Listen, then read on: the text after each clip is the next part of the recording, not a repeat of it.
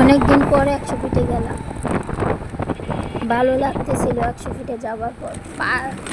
প্রায় 5 বছর হয়ে গেছে 100 ফিটে যাই না।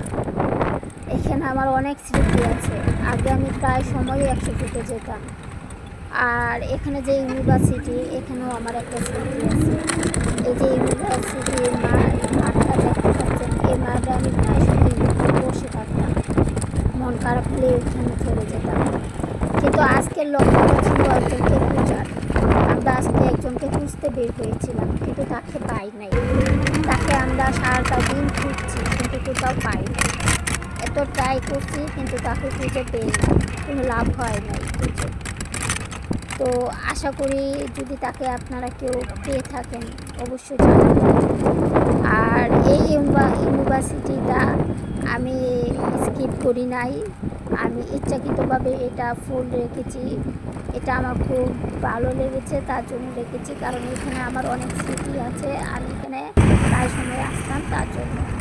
তো আমরা ফাইনালি ওকে খুঁজতে খুঁজতে মানে অনেক ক্লান্ত হয়ে গেছি। এখন আমরা বাসার দিকে রওনা দিব। তারপরেও খুঁজতেছিলাম অনেকক্ষণ যদি পেয়ে যাই, কিন্তু তাকে আমরা খুঁজে পাই নাই।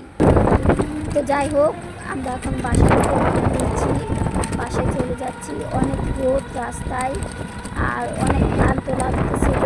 মানে সারাদিন খুঁজছি, কিন্তু তাকে পাই নাই।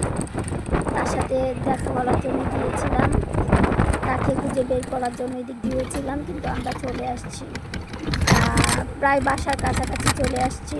আমার সাথে আমার বড় বোনও আছে, সেও গিয়েছিল। এই যে আমার আপু, সেও গিয়েছিল, কিন্তু আমাদের কোনো লাভ হয় নাই।